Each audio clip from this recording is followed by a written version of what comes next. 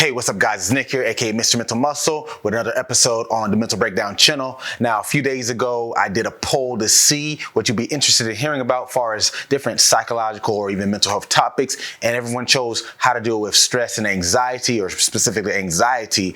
And there's a lot that goes into that topic, but before we even start off to that, this is not clinical or medical advice. If you have any mental health issues or medical emergencies, please see a licensed professional. So with that being said, let's talk about it. Now, anxiety, this term gets used a lot. Now, like I said on many of my videos, when we think about mental health in general, we've got to know that it's a spectrum.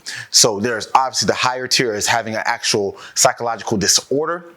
But then most things that occur in day-to-day life are subclinical. So we think of the word sub meaning below. So these are things that occur that have some symptoms of an actual psychological disorder, but they're not enough to alter your daily life. I always tell people, you got to look at the intensity of the occurrences, the frequency, so how often is it happening, the duration, the severity, how intense is it. So these all play a factor. Now, with anxiety, we experience this all to some degree, but let's talk about exactly what it may even look like. Now, in general, anxiety is usually apprehensions or worries or stressors caused by the assumption of an event, a daily life stressor, something that even happened in the past, but it fills our minds up with worries, doubts, and this can lead to not just psychological, but even physiological aspects. Now, there's two types I talk about a lot, and that's cognitive anxiety and somatic anxiety.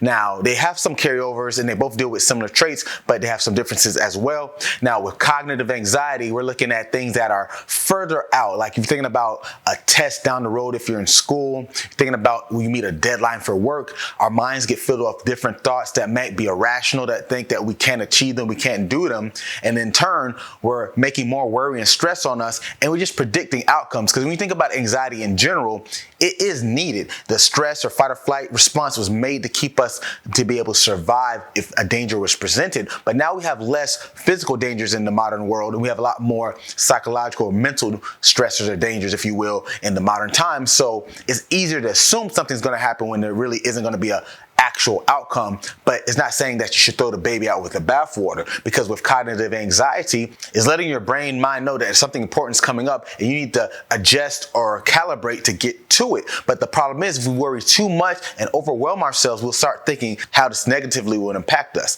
Now, on the other side of somatic anxiety, this is more closer to the actual event. This is the physical response. This is the increased heart rate, the sweaty palms, the shortness of breath, getting sweaty, things of that nature. So you can see how these two can carry over. It doesn't mean you have one or the other. They both have traits that you could present.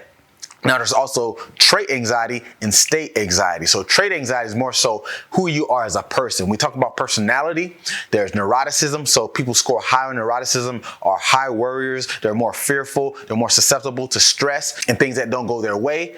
And that's a personality trait that they have. So that's why it's called trait anxiety. Now, state anxiety is being nervous, being anxious and worried, stressed out in that moment. And sometimes we need it, because in sports psychology or performance psychology, to be exact, there's something called the inverted U hypothesis, where on one side of that U is low arousal, meaning you're not really up for the event, and the other side is high arousal, means you're wired and ready to go. So somewhere in the middle of that U, that's where you want to be. That's the optimal performance. So anxiety is not a good or bad thing. You can say it's amoral. It's dependent on how you use it to your advantage or how you use it to succumb to, but there's always that balance. So if you want to get higher on the anxiety spectrum of the inverted U, you might be too on it, too wired. You're going to be all over the place. But if you're too low, you're not up and about it, and these worries are not going to do nothing for you. So you really got to find that medium.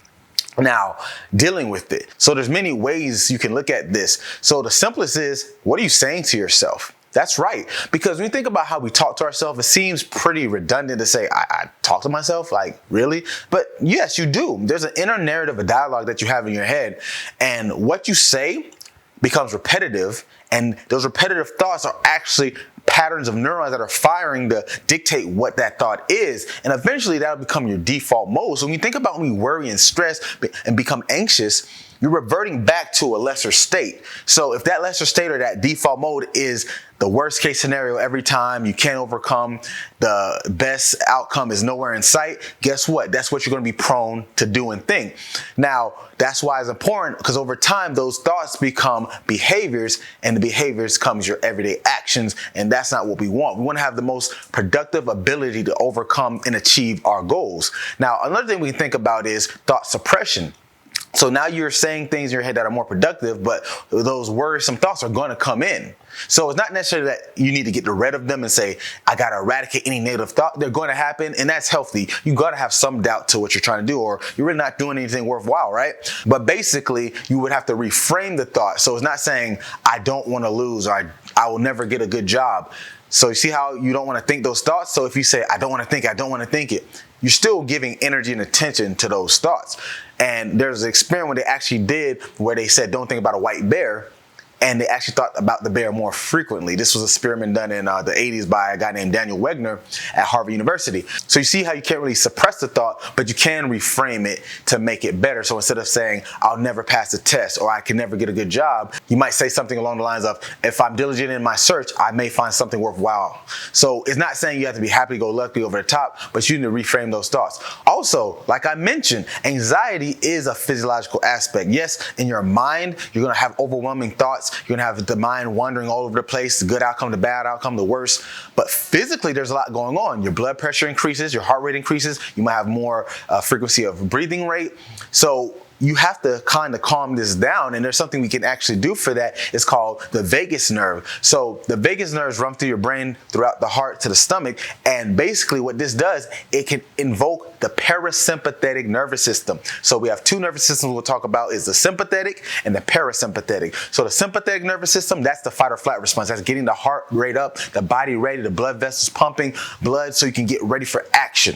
Now, the other side is the parasympathetic. So think like paradise. So the parasympathetic brings you back to baseline to calm you back down. So we can invoke the parasympathetic through breathing. So you want to slowly inhale about 3 or 4 seconds through your diaphragm, hold at the top for about 2 seconds, and blow out through your mouth about 3 or 4 seconds, and repeat that for about 1 minute to 3 minutes, and that'll actually cause your heart rate to slow and calm down. And the reason this is important, because now that you have a physical being that's calmer, it doesn't mean your psychological being will get calm automatically, but your physical being is calmer. It'll facilitate a better state of being for your body to be okay. Then you can focus on your mind, because it'll be hard to be physically stressed and psychologically stressed versus being physically stressed and physically calm. They can't happen at the same time. You can't be physically calm and physically stressed by the actual science, not just the terms, because your heart rate can't be up beating through your chest if you're physiologically relaxed, right? Those are two different nervous systems. So by hacking your body in that way, you're able to calm the body down so you can give more attention to your actual thoughts, which is typically usually the harder part anyway.